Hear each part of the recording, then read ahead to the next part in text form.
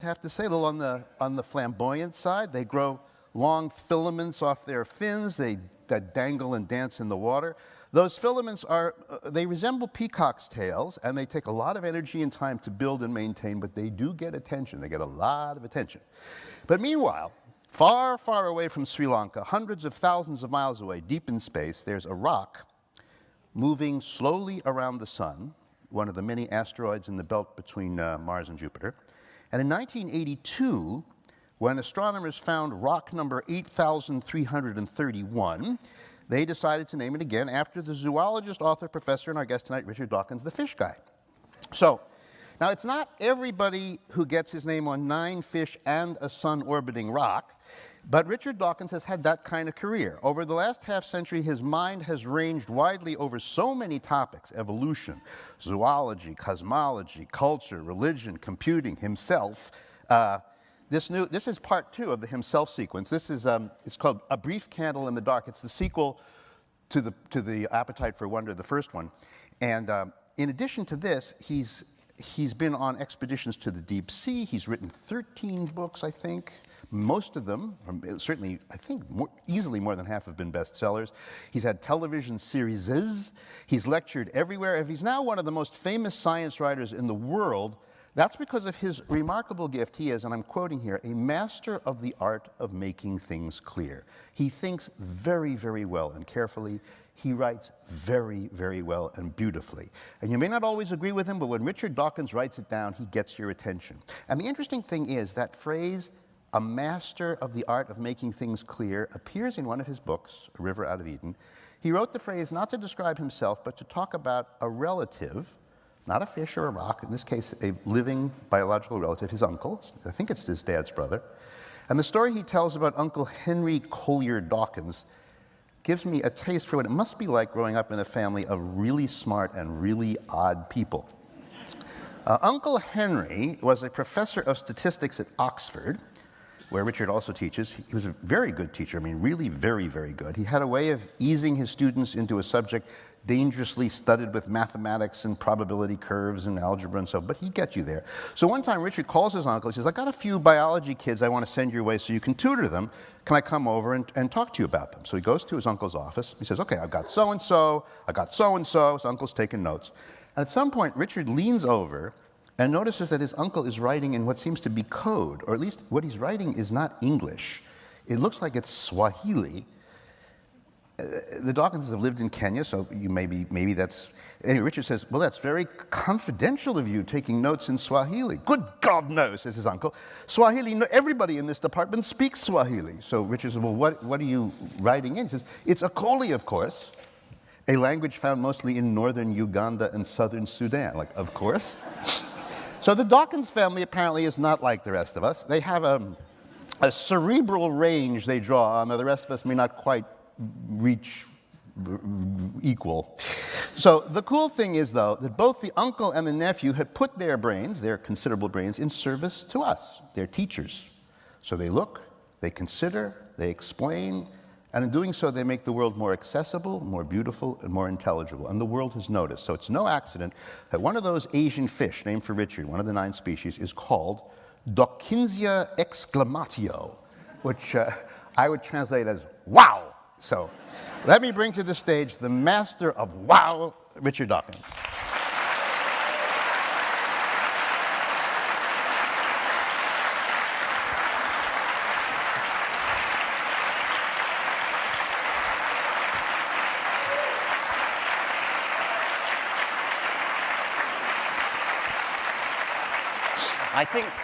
I think that's without doubt the best introduction I've ever had.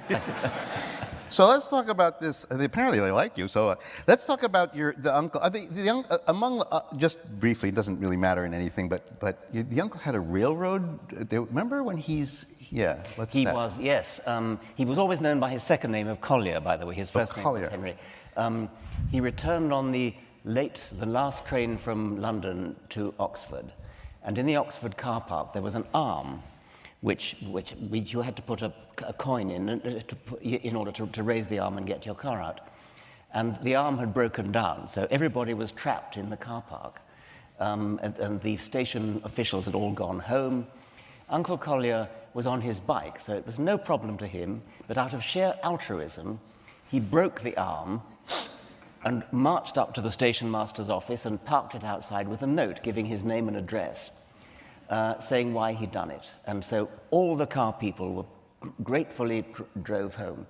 He was prosecuted for this and fined, which I think is an outrage. But years later, after his death, I happened to meet an old professor of physics called Nicholas Curti, and when he heard my name, he said, "Dawkins? Are you any relation of the man who broke the arm at the station?" So I said, "Well, yes, I'm his nephew." And he said, "Let me shake your hand. Your uncle was a hero." We won't mention the relative of yours who bombed Yale University. We'll just let it go. Okay. So, I want to talk to you a little bit about your writing.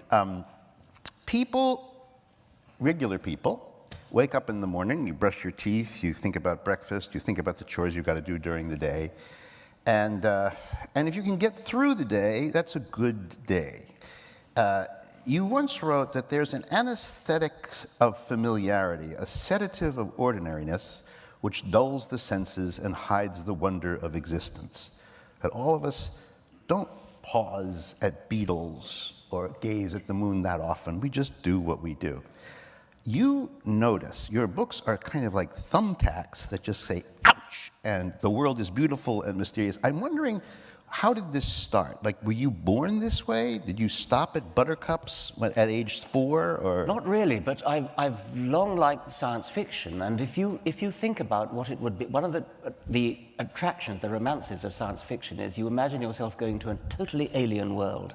You go to Mars, you go to Proxima Centauri, one of its planets or something, and you see totally strange things, utterly weird things. We are in that situation, but on this planet. It's just that we've been dulled by the anesthetic of familiarity. And what I want to do is to recapture that feeling that you would have if you went to another planet and saw everything totally strange. It is totally strange, and we shouldn't let ourselves be dulled by the sheer familiarity. Well, isn't it when you're 3, doesn't everything seem kind of wonderful? And when you're 30, less so, and when you're 50, So I have a sense that maybe there's a boy in you that just wouldn't grow up? No, well, I think it's a nice thought that children have that, but I'm not sure that they do. I try, and I think other writers like Carl Sagan try to recapture that feeling. And to use a phrase like the anesthetic of familiarity does, I think, help to get it. When you think that here we are on this planet, it's as though we've just woken up, but we haven't just woken up. We've drifted in a rather boring way into it. We've grown up in it. But if you had just come round from the anesthetic, and when you think that you are the product of purely naturalistic forces on this planet, atoms bumping against each other, and producing through this remarkable process called evolution by natural selection, producing objects of the prodigious complexity that we are, with brains that have evolved to the point where they are capable of understanding the process that brought them here. I mean, that blows away the anesthetic of familiarity. Well, there's one, speaking of that, there's one time you're in Panama and you're watching some driver ants. I think it's where you are. And you're waiting for the Queen. Maybe all English people wait for the Queen, whatever the Queen. So there's a moving wave. This is what you describe. You say, she appears as a moving wave of worker frenzy, a boiling peristaltic ball of ants with linked arms. She's somewhere in the middle in this seething ball of workers. And then you say, her soldiers are guarding the master copies of the very instructions that made them do the guarding. Whoa. So the Queen has given them their inheritance, their genetic inheritance, and their genetic inheritance says to them, protect the Queen. So you're watching a kind of riddle in motion. That's right. They contain the genes which make them do the protecting of the Queen, and the master copy of those genes is in the Queen. So they are defending the master copy. I called it the Ark of the Covenant. It's just that I'm so jealous that you get to think, like did you think of that later? Or did it occur to you, did you just sit there and watch the Queen go by and say, oh my God, there's a riddle here, I'm looking at a walking riddle? Well, the Ark of the Covenant, I mean, that's just the Bible, of course, and which everybody knows their Bible. I don't even want you to go near the Bible here. I'm happy with that. But I mean... No, I'm asking, like, does this come easy to you, or is it, like, do you see things in layers? Like, it seems like, I don't know whether it's fluent, or whether you're working with 9 pieces of paper going, no, it's not a peristaltic ball, it's a flat ball. No, I think it's pretty spontaneous. Wow. Yeah. This is just unfair. But isn't it a wonderful thought that these workers, they're not going to reproduce themselves, they're sterile. And they are guarding the Queen with jaws agape, and they're guarding her because copies of the genes that are making them do it, copies of the genes that gave them these massive jaws, are in the Queen. And it's only the Queen's copy that's going to be preserved. And so the rule that says genes work for their own preservation is here, in this particular case of ants, is here working sort of vicariously across to another individual. So you could think of the Queen as the master copy, the master die, the Ark of the Covenant. Okay. There is, I detect sometimes in reading your books, there's a kind of a fight going on between the logician and the poet in you. So let me just deal with the logician first. I think if most of us see a magic trick, we would just go, whoa, that's amazing. And you'd fall for it a little bit. You were watching TV on some shameful afternoon, apparently, and you watched... ashamed of this story. Yes. That's why I'm asking it. So there's a muscle man towing a railroad truck with a fishing line. Can you describe what you were seeing? Yes, he was almost naked. He had a fish hook through his back, through the skin of his back, and a fishing line attached to this railway truck. And he was straining and pulling, and the skin of his back was kind of being pulled outwards by this. It was a gruesome thing, the fish hook. And slowly the railway truck was moving forwards. And I forget how old I was, but I wasn't a child, and to my eternal shame, I just did exactly what you said. I said, wow, that's remarkable. And I didn't say, well, I wonder where the electric motor is, or well, I mean, isn't that a little bit hard? Like, you wrote, why didn't I immediately dismiss it as a trick because the laws of physics cannot be violated that way? Like, why couldn't you just go, whoo, and let it be? Like, you seem to feel that if you're gullible, like you want, your brain is monitoring your senses at all times, say, fall for nothing. Doesn't that mean that you don't get a lot of the zizz of being, like, don't you, like, you can't... No, I mean, I enjoy conjuring tricks very much. I love watching Penn and Teller and Derren Brown and people like that. But why is it a shame? Why is it a shame? It's a shame that I didn't just say, well, that's a trick and I wonder how it's done. I mean, I actually believed it, and I'm very, just very join the human race there. Ashamed Most of that. people, you know, for a minute. Okay, I mean, I wouldn't do it now, but in those days I was sufficiently gullible, and that gives me sympathy for people who are gullible about other things. All right, let me... It's just that there are so many things in life, like, you know, you take a big heavy ball and a little light ball and you throw them off of a tower, and it's just weird to think that the little ball will land as quickly. Or you take a diamond, which is the hardest thing that I can think of, and someone tells you it's full of air.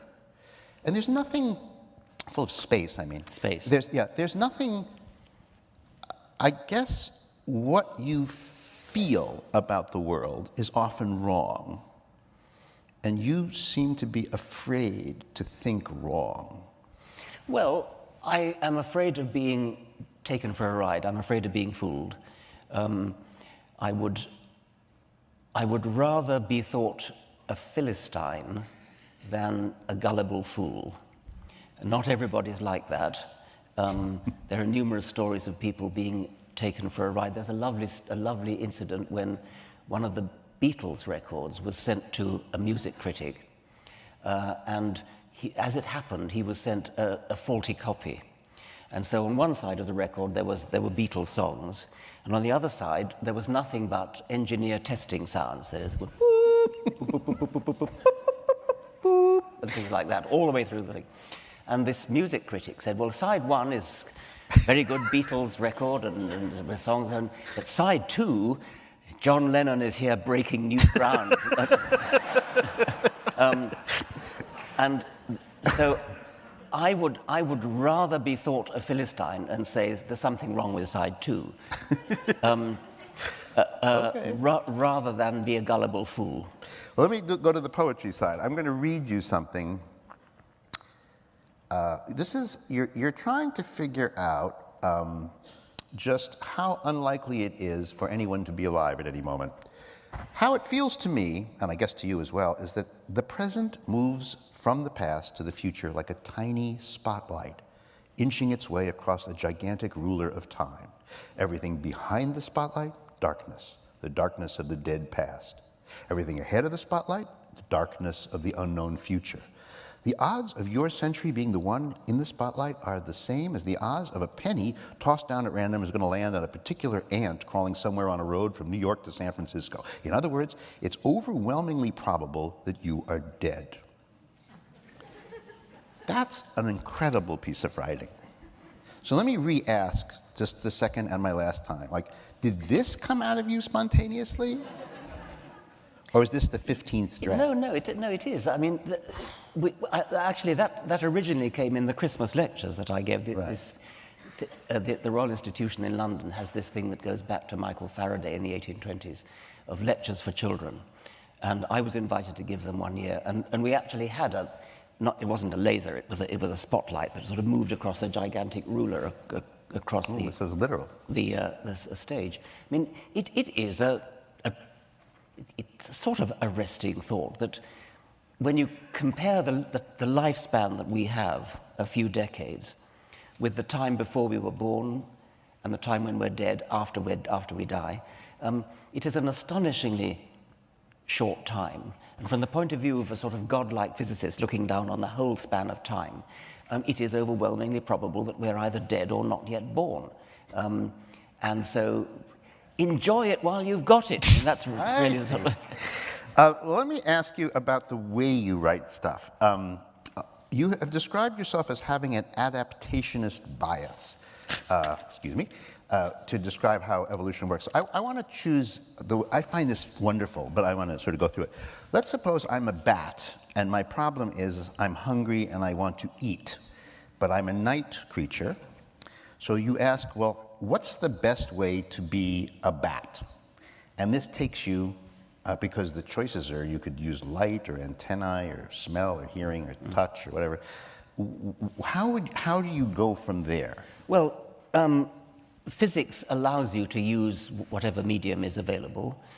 Light is not available. You could make light, have a flashlight, but that's immensely expensive. Or you could use sound, and that's what bats do. They give very, very high-pitched cries, and they time the echo before the echo bounces off, the sound bounces off an insect prey and comes back. And the brains of bats have been evolved to such a high degree that they have a perception which is not far short of the sort of perception that we can get with our eyes. And bats can navigate through fine wires that just allow them to pass through. Bats can catch insects on the wing in total darkness by using echoes. And the story becomes more elaborate when you say, well, in order for this to work, the cries that they emit have got to be extremely high-pitched, because only that way do you get sufficient resolution. So or much higher than that. But then it hurts your ear? And then the problem is that in order to get a decent echo back, the outgoing sound has got to be very, very loud. So that damages your ears. You deafen yourself with the sheer loudness of the sound. Make it quieter, and then you can't hear the echo, so you're stuck in a bind there. So what at least some bats do is temporarily switch the ear off immediately before emitting the cry. And they do that. They've got muscles attached to the little bones in the ear which transmit the sound. Tug on the muscle which temporarily deafens them, emit this gigantically loud cry, release the muscle just in time to get the echo back, and then go through the cycle again, pull on the bone to make themselves deaf, and you go through this deafen, cry, undeafen, listen, deafen, cry, undeafen, listen. That sounds okay until you realize that when they're doing the final killing run into the insect, they're doing this 50 times a second. So the final machine gun-like burst as they dive into the insect. And every one of those little pulses that you hear there is temporarily deafened and then released. Isn't natural selection wonderful? Yeah, but isn't it kind of cool that you look at a bat and you think, since you're hungry and it's dark, let me roll back your batness to the very beginning, as if you were an engineer sitting at a blank page trying to come up with a design. This particular way of writing about nature, is it, if you had to defend, is it working because people think in stories? Yes, I think so. I mean, it's vulnerable, of course, to the error that the bat thinks it out, and you have to make sure that they don't get that error. I mean, this is all done by evolution. But this engineering approach of saying, what would I do if I was an engineer? How would I design a bat? And the way I do it is to lay out all the various possibilities and then say which one do the bats actually use. I mean, another way that an engineer might think of would be to use the Doppler shift as the bat approaches the insect or the insect approaches the bat. And there are indeed some bats that do use the Doppler shift. Let me ask about metaphor. You are the author of probably the most famous modern metaphor in science, the selfish gene. I don't know how you came up with that, but once you did, what did it do for you, and what did it not do for you? I think that was in some ways a bad title, actually. I mean, with hindsight, it might have been better to call it the immortal gene, and that would have fitted just as well. The selfish gene gives the wrong idea. It gives the idea that animals or living things are selfish, and actually it's the genes that are selfish. And well, see, that was the first question. Like, who is exactly selfish in this? When you say the self, if the selfish one is the gene, then if I'm full of selfish genes and I'm just being, I don't know, driven by them, then do I? Or is it the selfish individual? No, the selfish gene can drive you as an individual to be altruistic. And a lot of the book is about that. A lot of the book is showing how selfish genes is the kind of immutable law that the genes are selfish. But selfish genes can give rise to altruistic individuals. And the book is largely about altruistic individuals. It's been even worse misunderstood as being an advocacy of selfishness. And I've been sort of courted by ultra-libertarians who think I'm saying that it's right that rich people should, sort of screw the poor and things like that. But you did say that I would happily bring out a new book called The Cooperative Gene. Yes. That this would be pretty much an identical book to the selfish. It would be identical to the selfish gene. There's a lot in many of my books about genes cooperating with each other. Well, does that mean, like, so if I'm an herbivore, I'll have certain teeth that are good for plants, I'll have a tummy for exactly plants? What it means. And if you're a meat eater, then Yeah. you'll have a different tummy, That's different right. anus, different mouth, and all this. Genes are selected against the background of the environment in which they live, but that includes the other genes in the genome. So the reason why genes are cooperative is that each gene is selected against the background of the other genes in the gene pool, which means the species. So in a herbivore species, herbivorous teeth, herbivorous guts, herbivorous behavior patterns, herbivorous brains, all go together. They're not actually... So if I were an herbivore and I just had a meat-eating gut, it would screw up things. That's right. I mean, it wouldn't work if you were a herbivore with one thing built to be a carnivore. It wouldn't work. So thus the cooperation. Yes. But then things get a little confusing from time to time.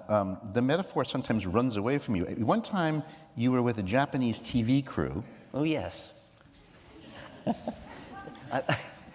This Japanese TV crew turned up in Oxford in a London taxi, and they filled the London taxi. There were sort of tripods and things sticking out of all the windows, and they arrived, and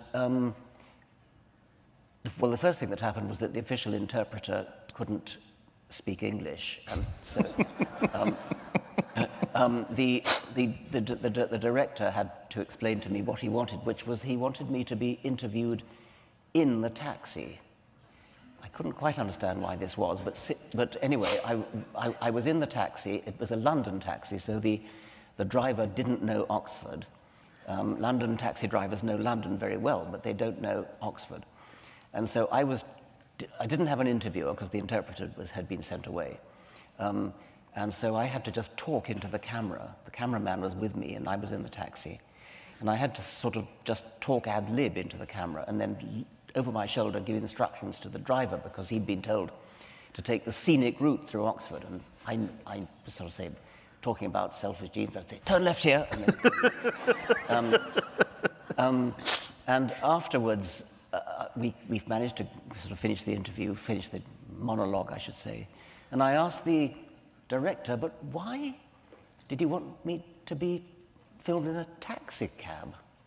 And he said, are you not author of Taxi Cab Theory of Evolution? And I said, I don't just think I quite understand what you mean. And I afterwards worked out that one of the concepts that I put forward is the idea of the individual organism as the vehicle for the gene. And I presume that a Japanese translation of one of my books must have translated vehicle more specifically as taxicab. I'm curious about political correctness. This is religious issues aside. Has the metaphors you've used ever gotten you in trouble with unusually sensitive readers? Have you offended trans folks or women or Scottish people or gays or? Well, the selfish gene itself has been much misunderstood by people on the left who've assumed it was an advocacy of selfishness. I'm trying to think of any of the others that might have. The reason I ask is because I noticed in reading this book, the mood in Oxford anyway, or at least in this version of Oxford, there's a section in here where you are an official in Oxford, one of the colleges at Oxford, and there's a pudding. This would never happen in the United States. I can't even imagine. Yes. There's a pudding it's black cake with white sauce. Yes. Yes, go ahead. Okay, it's called, this pudding was called nègre en chemise. A black in a nightgown or something? That's right. It means black man in a nightshirt or in a shirt. The chaplain of the college, it was my duty as sub-warden of the college to say welcome to new fellows and to say farewell to old ones in a formal speech. And so I had to make a formal speech saying farewell to the chaplain. Now, the chaplain had a very strong objection to this pudding, understandably enough. It's a very unpleasant, racist name. And so I went to the chef and asked him if at the farewell dinner for the chaplain he would put this dish on, but not with that name. I asked him to call it prêtre en surplice, which means priest in a surplice. That's quite a walk from one to the other. Well, it still captures that black-white thing. Oh, yeah, that's good. And he agreed, and so that happened. And I made my speech explaining why I had done this. But unfortunately, the next term, I was no longer sub-warden and no longer had any power. And the pudding was served up again under the original. That's so weird. Yes, it is. Is it still being served? No, but we got a new chef now. Oh, okay. There was also something called spotted dick pudding, but I won't go there. That's true. That was objected to on grounds of sexism. There are self-correcting metaphors, and you seem to delight in them, even if they're not yours. One of them comes from Doug Adams at the restaurant at the end of the universe. There was a lot of talk about that animals exist purely for our benefit, and yes. We should not bother with them. They're just animals, and we can eat them, club them, whatever we want to do. And so he invents a animal that perfectly. Yes. Do you know this? It's a lovely story. The restaurant at the end of the universe and Arthur Dent and Zaphod Beeblebrox and others are at this restaurant. And as they're at the table, a large bovine creature comes up to the table and announces itself, "I am your dish of the day. Can I interest you in parts of my body? My liver, perhaps, or the rump is very good, and I've been exercising and eating a lot of grain, so there's lots of good meat there." And poor Arthur is absolutely horrified by this, and he questions the beast, and the beast then enters into a sort of moral philosophic dialogue and says, well, for years people worried about the morality of eating animals, and so it was decided to cut through the whole problem by breeding a species of animal which actively wanted to be eaten and was capable of saying so. and here I am. Like a casserole of me, perhaps? A casserole of me, perhaps. So they all say, yes, well, I'd like rare steaks all round, except Arthur, who says, I have a green salad. And when they've all made up their mind, the beast says, a very wise choice. I'll just go off to the kitchen and shoot myself. Humanely. I love the idea that you not only can play with metaphors, but you can play with the playing of metaphors, and they've worked for you and against you, but they're very much your friends. I just, in meeting some of these metaphors, I just have to, before I get on to the probably your favorite book that you ever wrote. There was a time, you told me like earlier today you were in a television show, and so you have a green print on your tie. I guess, what are those like? Yes. So this is my wife paints ties, so this is a hand painted tie, unique. It's leaf insects, and you can probably see that they're green. Today, earlier today, I was interviewed on video, and I noticed that behind the chair where I was to sit, there was a green screen. And you know what that means? That means that they're going to project all sorts of images. But anything that's green will make a complete hole right through me. That's how it works. So I would have been there, and there would have been all kinds of things behind me in the background. And the television viewers would be able to see right through me in these holes. Like a fool, I warned them. I mean, it would have been wonderful if they'd taken it. The film would have gone viral. It would have been a... This tie of yours, or these ties of yours and your wife's, have gotten you, like, can you tell the story about, and then we'll leave this subject, but you met the Queen, and the Queen noticed your tie. Yes, I was invited to lunch with the Queen. It was rather odd occasion. By yourself? No, there were a dozen of us, and it was a very eclectic crowd. There was the Australian rugby captain, there was a leading ballerina, there was Britain's senior Muslim, and there were 6 corgis under the table. But anyway, for some reason, I was invited, and I was wearing one of my favorite ties, which Lala painted, and it had warthogs on it.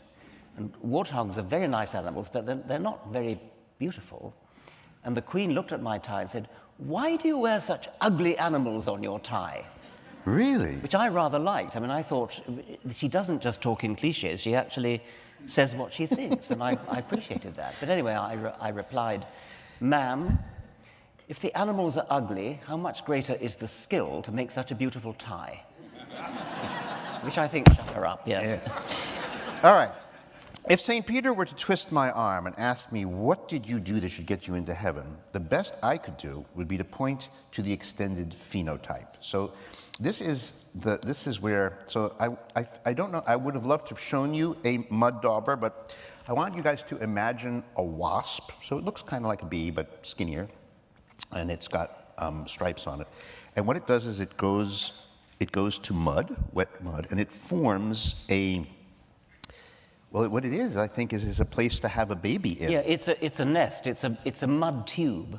It builds a mud tube with partitions down the tube, and in each partition, it captures a spider, puts a dead, or rather paralyzed spider, not dead, paralyzed spider in there, and lays an egg on it, and then builds a partition and brings the spider to the next chamber, and so on. So it ends up with these pipes mud pipes with spiders, and each spider has an egg in it. So this is an animal that makes things. This is an artifact. It's like a bird's nest or a beaver dam. It's common enough for animals to actually make things. Now, the observation here was, famously, he's written some books that say, look, genes are very important, and genes are, to some considerable extent, they're participants in your destiny. But genes we usually think of as inside us and affecting us, the individuals, or the vehicles, as he said. But then you take this step. You look at the mud dauber. Clearly, the nest is not the mud dauber. The mud dauber is making the nest. And what do you think? Well, the point about the nest, the point about this mud tube is that it's an organ, and it's in principle not different from the wasp's wings or its legs or its stinger. So it's part of the phenotype, but it's not part of the wasp's body. It's extended phenotype. And just as we always talk about the natural selection of genes that make things like wings and jaws and tails, you have to then talk about genes that make mud nests, because the mud nest is an adaptation in just the same way. Do you think that inside this wasp there's a gene saying 1/16 of an inch here? No, that's right. Yes, kind of. I mean, at least insofar as there are genes that also say the same thing about the length of the wings. So by some embryological process, the length of the wings is adjusted by genes to be not too long and not too short, just right. And exactly the same must be going on for these mud nests. But you're suggesting that the genes inside us have full expression outside of our body. Via the behavior of the wasp, of course. I mean, it's done via the behavior of the wasp. But the final phenotype on which the success of the genes is judged is the mud phenotype. So the shape of the nest, the thickness of the mud, the color of the mud perhaps even. Do all mud daubers make pretty much exactly the same nest? No, that would be as variable as anything else among wasps. I mean, some of them don't have the same length of wings.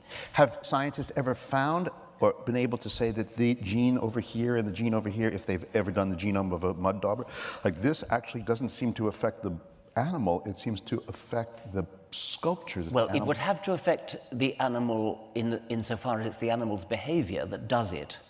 So if you talk about the mud nest as the final phenotype, it's the end product of a chain, a cascade of causation, starting with the gene and working outwards. But that also is true of wings, of course. I mean, wings are made by a process of embryonic development, which is itself under genetic control, is itself under the control of a sequence, a cascade of events. But it's a cascade that goes through the animal, outside the animal, into the world. Exactly. Right, let me do another one. I'm a nightingale. You're a girl nightingale, I'm a boy nightingale. You're over there, I'm over here. I like you, so I go la la la la la la la la la la la la. I sing the nightingale romance song. My nightingale romance genes fully express. What's going on with you? The behavior assuming that I'm attractive to you. The behavior of the female nightingale is part of the extended phenotype of the male nightingale. We know not from nightingales, but we know from canaries and from ringdoves that male courtship behavior, in the case of canary's song, actually causes the female's ovaries to grow. So, and that affects the female's behavior, of course. So now, my song physically changes your ovaries? Yes. That would be undisputed, but but my way of putting it would be that the change of the female is part of the extended phenotype. And in the case of nightingale song, because the nightingale song is so beautiful to our ears, it's very nice to think that John Keats in the Ode to the Nightingale, my heart aches and a drowsy numbness pains my sense as though hemlock I had drunk. Keats was drugged by the Nightingale song. John Keats, the poet, was drugged by the Nightingale song.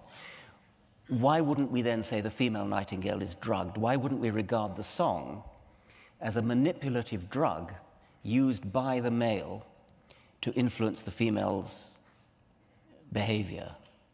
And I think that's a good way to look at it. Well, could you say that there's a gene in me, assuming I'm back being the romantic nightingale, there's a gene in me that is designed to create a change in you? Yes, via the song drug, yes.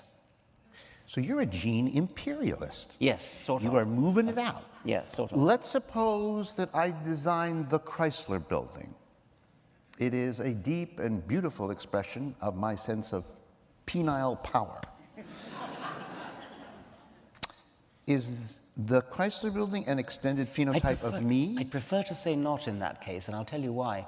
In the case of, say, the mud dauber thing, there would be a very real sense in which genetic difference in wasps shows itself in phenotypic difference in mud nests.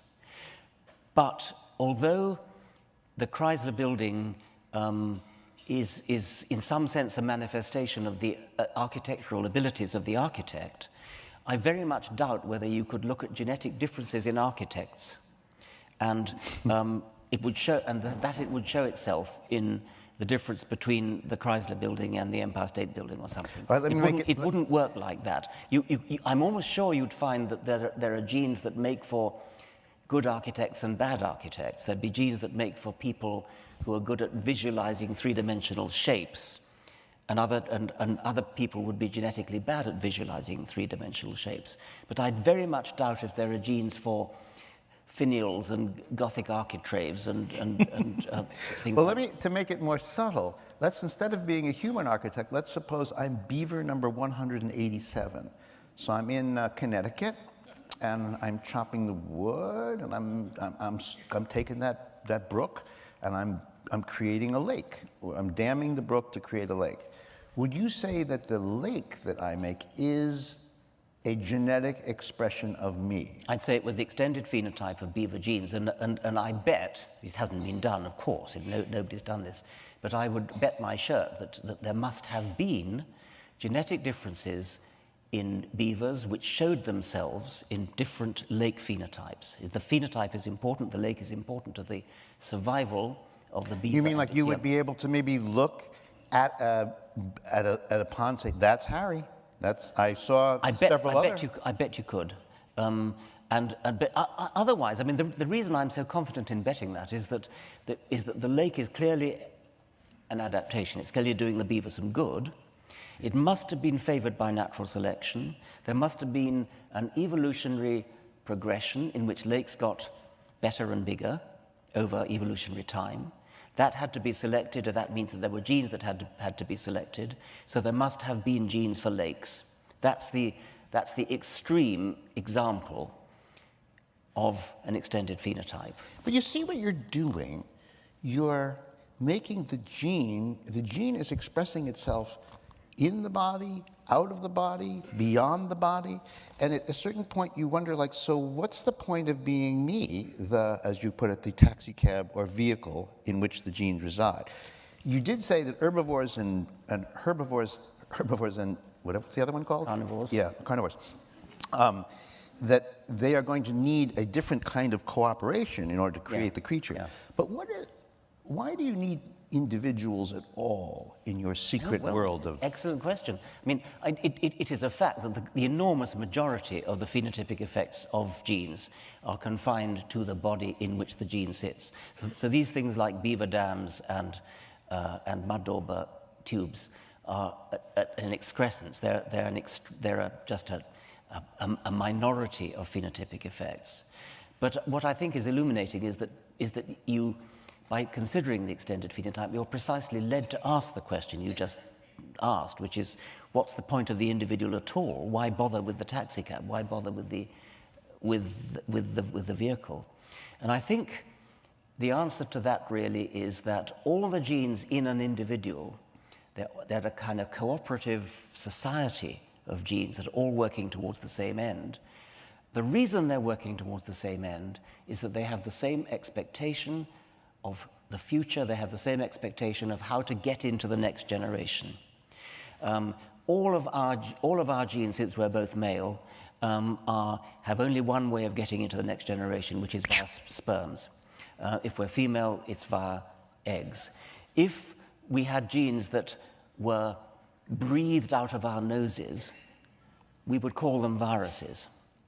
That's what viruses do. I mean, they have a different expectation, and so they are not cooperative. They're not interested in preserving the whole body in the way that most of our genes are. Are you saying that you think that the value of an individual, when you're speaking from the perspective of the gene, comes down to the sex act, like is the reproductive act, like the rest of me, which carries my sperm and sort of houses it, is just getting ready for me to meet the girl, whom I go, whew, and then the genes all get to move into the next one. So the genes are, and so...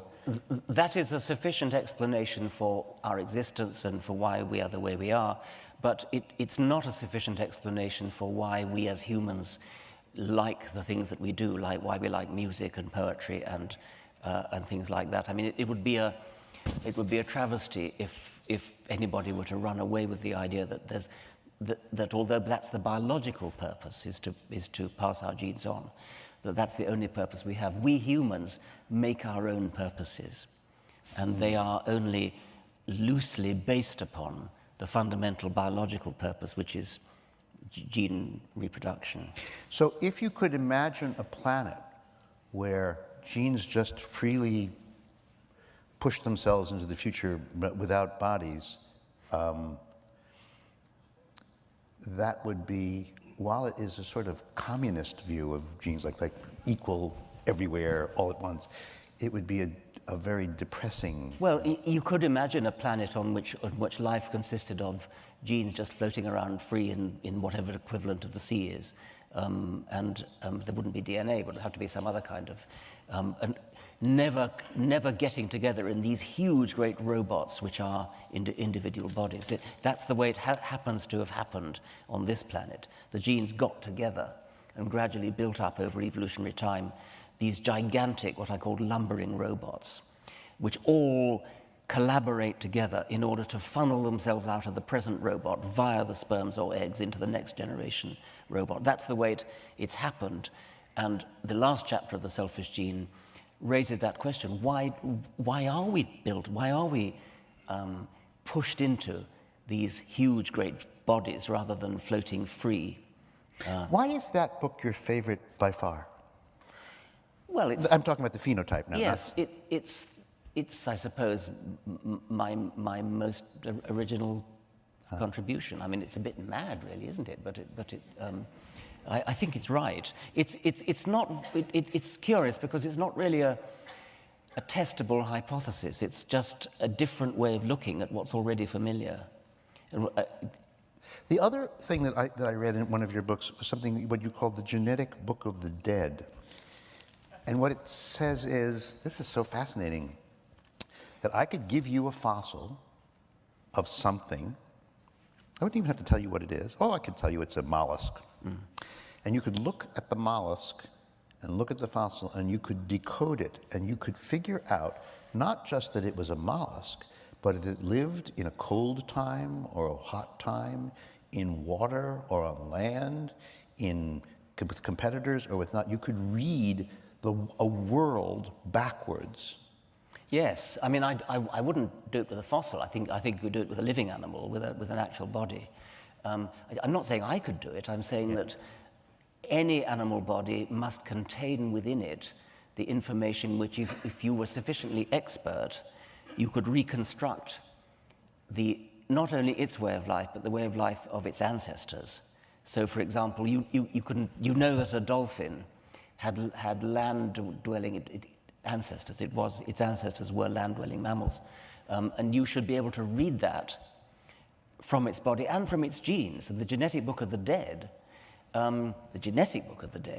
refers to the fact that the genes of the dolphin contain a coded representation of the worlds in which its ancestors lived. People can't do that at the moment, but I'm saying it must be theoretically possible that there's a kind of history of the animal's ancestors written into the genes. You could tell from the genes, this is a marine animal, but 50 million years ago, its ancestors lived on land. And 300 million years ago, its ancestors lived in the sea again. That information, I think, in principle, must be there. We haven't got the skill to read it at present, but that's what I mean by the genetic book of the dead. Well, to sort of wind up on this stuff, I have a notion that your being sort of so-so or not so good at mathematics has been, I think, crucial to your career. You have some kid, now a man of some importance, who you met when he was a grad student and whom you went to for all your math problems, who was studied throughout this book. Yes. I'm just wondering, because I was reading Zia Haider Rahman's book, which is called In the Light of What We Know. It's a novel. And he says, he notices, this is one of the characters in the novel, he says, it's about how the purity of mathematics and how it doesn't need humans. And he writes, mathematics doesn't care about authority. It doesn't care who you are or where you're from or what your eye color is or who you're having supper with. In order to catch even a fleeting glimpse of the world, we have to break our familiar acceptance of the world. And we have to, he says, what a mathematician does, they talk about the world in a science meeting as if they were a tad embarrassed, as if they didn't fully accept that anybody else could be interested in what they had to say, as if they were vaguely uncomfortable with this business of dissemination, a task auxiliary to their true calling, which is inquiry and discovery itself. A mathematician knows that nothing empirical, nothing which we are to perceive in this world, can undermine so much as one whiff of doubt any mathematical claim, because mathematical claims are pure, and the mathematician knows this, and he is free. My thought about you is that because you're not talented, and you're talented more with the words than with the math, you're not free. You are left to you have to make a case in each and every book. You have to explain what you've learned to people who don't know that much. You have to talk about feeling and contention, and you have to do storytelling, and you have to use charm, and you have to have confidence, and you need to have mood on.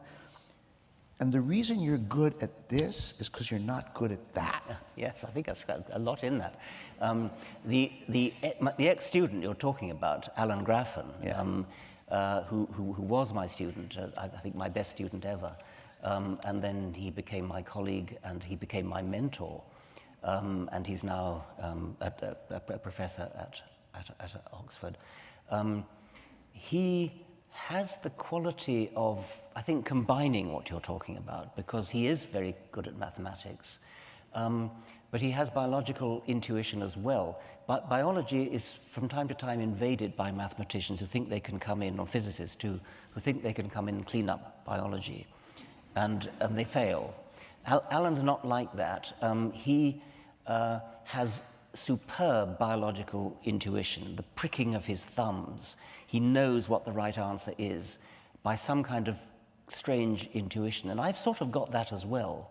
But the difference is that Alan can then prove it mathematically afterwards. Whereas I have to say, I've got this intuitive feeling, Alan, go away and prove it for me. But don't you like falling short, not being able to prove it? And therefore you have to convince other people just using words, imagery, metaphor? John Maynard Smith, who is a great hero and a great biologist, and a mathematical biologist, wrote a joint review of both the selfish gene and the extended phenotype, in which he said, the thing that really baffles me about Dawkins is that there's not a single line of mathematics in any of his books, and yet he somehow gets the right answer. And so he was baffled, because he thinks in his world you do need mathematics to get there. He said of me, I rather like this phrase, he appears to think in prose.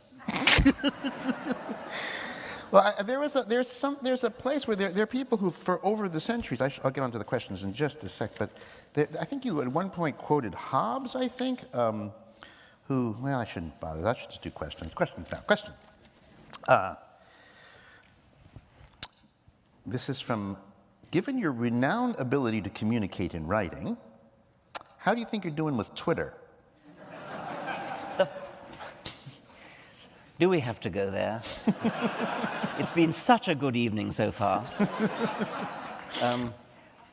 Twitter is a horrible medium for communicating anything serious. It's quite good for aphoristic communication. It's quite good for throwing a thought out which might be elaborated. One example, for instance, is if I'm wandering through a wood and I see lots and lots of leaves, green leaves, and I think these leaves are solar panels. They're soaking up photons that are coming down from the sun. That's the whole of life depends upon these solar panels. The reason they're so thin, the reason they have a big surface area compared to their volume is that they are solar panels. I wonder what the total area in square miles of leaf in the world is. Now that's a perfect question to throw out to Twitter. It's not a question that I can answer, but it's something that gets people thinking and talking. So I think Twitter's very good for that kind of thing. It's very good for saying, come and hear me interviewed by Robert Krulwic in the 92nd Street Y. It's good for that kind of thing. But it's not very good for getting into arguments. Here's a question about, this is actually interesting. What good are words in describing nature? Do they help or do they hurt? So let me ask it, it's interesting. Let me ask you, like, if I say, that's an elm tree, well then, I've just told you that it's a kind of tree that you could look up in a book. It has a certain shape, certain kind of fruit, da-da-da-da. But if I said, look at that green, beautiful green thing over there, those are two ways of referring to it. One, I suppose, brings you to facts, and the other brings you to feeling. Do you think that words help us, or do they distance us from the things we see around us? I don't know of any other way to describe things than by words. The poetry, I mean, the poetry that you can use words to evoke a feeling about a tree, and I greatly appreciate that as well. I appreciate the emotive force of words. I'm haunted by poetic phrases, by poetic words, by poetic images. So I think we should use words in both ways. Or maybe if you said, that's a meadow, or you said, look, there's cottontail, and da-da-da-da, you use more words, you describe the things in the meadow. Do you think, I don't know, do you think that detail helps, or that detail takes you away? Depends what you're trying to do. I mean, in some cases, yes, it certainly helps. What is your most scientifically unsubstantiated personal belief? Oh, that's nice. It is that if there is life elsewhere in the universe, we don't know that there is, but I bet there is, but if there's life in the universe, it will be Darwinian life. It will have come about by something equivalent to Darwinian natural selection. That's something I can't prove, that's something I have no direct evidence for. It's something that I simply bet my shirt on. Really because, well, the weak form of the argument is that nobody's ever suggested any alternative that works. Even Lamarckism, which is theoretically an alternative. I believe the objection to Lamarckism, that's the inheritance of acquired characteristics. The blacksmith's arms get big and strong because he's always exercising them, and so the blacksmith's son inherits his enlarged muscles by inheritance of acquired characteristics. So it's the principle of use and disuse followed by the principle of inheritance of acquired characteristics. Use and disuse, it really is true that if you use muscles, they get bigger, and it happens not to be true on this planet that acquired characteristics like enlarged muscles are inherited. Many people have said, many biologists have said, if only there was a planet where acquired characteristics were inherited, evolution could be non-Darwinian, it could be Lamarckian. I have denied that because I think if you actually look at the principle of use and disuse, even if acquired characteristics were inherited, use and disuse is not a big enough principle to do the job of producing adaptation. It works for the blacksmith's arms. It doesn't work for much else. It doesn't work for things like the eye. The eye doesn't become a better eye the more you use it.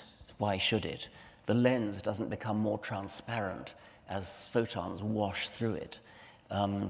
If anything, the more you use a bit of your body, the less good it becomes. It wears out. It becomes pitted and scarred. Professor Dawkins, great fan of your work, says Edward. Can you tell us how your friend Christopher Hitchens influenced your career and focus and life? I wasn't one of his early circle of friends like Martin Amis and Ian McEwan.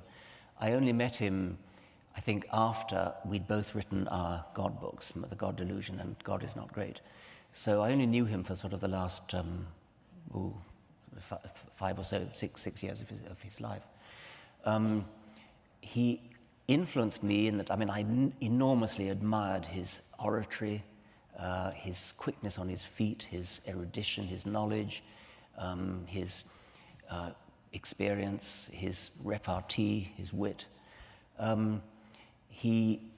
But that's not in itself, I suppose, influence, that's admiration. I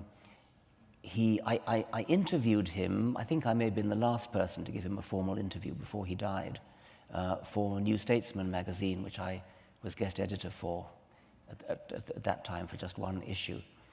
And he told me very straight out, I said that I was a little bit worried that people think I'm strident. People call me strident and shrill.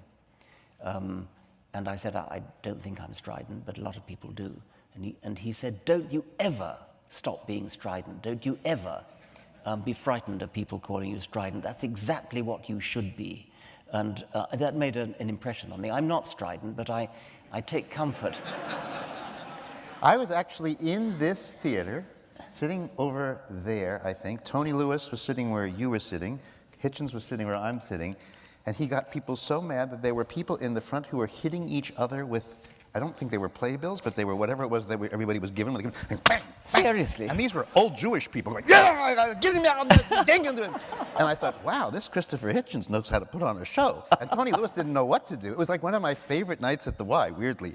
I'm supposed to stop at any second, but let me just ask you about Douglas Adams. That's the friend that I'm sort of curious about. Like, how did you meet him? This is no, Doug Adams. This is right. Hitchhiker's Guide guy. Yeah, yes. Well, I wrote him a fan letter. It's the only fan letter I've ever written. Really? It was for Dirk Gently's Holistic Detective Agency, and he wrote back and said he was a fan of mine as well. So he invited me to go to London to his house, which I did. And like a fanboy? Did you you not know what to kind of rang the bell? That's right. And he opened the door and he was laughing even as he opened the door. And I think he was laughing at his anticipation of my reaction to his enormous height. I mean, he must have been nearly 7 feet tall. And he must have been used to people being amused at this. So he laughed. But then... So the door opens and there's a laughing giant. That's in the right, door. yes, yeah. And, so was that good for you? Wonderful, yes. And he introduced me to my wife a little bit later. I think it was 2 years later. Now, in that scene in your book, you and your wife are these teeny people. That's right, yes. And then there's Doug talking to some other tall person. That's right. It was a party that he gave, I think, for his 40th birthday. And he invited me because I was a fan of his, and he invited Lala because he had been the script editor of Doctor Who when she was the Doctor Who's girl, whatever she's called, Doctor Who's companion. Mm-hmm. And so that was where he took me over and introduced me to her. She was talking to Stephen Fry. And Stephen Fry is kind of as tall as Douglas Adams. They're both about 7 feet tall. So Lala and I were sort of talking to each other down there. And Stephen Fry and Douglas Adams were talking to each other up there. They formed a kind of Gothic arch over, exchanging lofty witticisms high above us. And so we were sort of forced to meet down here, and I shyly asked, agreed with Lala that it was much too noisy, this party, and wouldn't it be a good idea if we just slipped out, had a bit of dinner somewhere? Did the tall ones notice? And of course, no, and of course, you know, we said, well, of course we'd come back. So we went off and had some dinner at an Afghan restaurant, and we never went back to the party. That party was like a weird party. Doug Adams decided not to tell you were sitting at chair number 2 at table 7. He simply... That was his 42nd birthday. You know, 42 is a very significant number in his world. So he had this huge dinner party for his 42nd birthday. And he had a table plan, about 100 people actually. And the table plan didn't say you're sitting here, and you're sitting here, and you're sitting there. It said, the person on your left is, as it were, Robert Krulwic. The person on your right is whoever it was. So my neighbor had a card that said, the person on your right is Richard Dawkins. Ask him to say grace.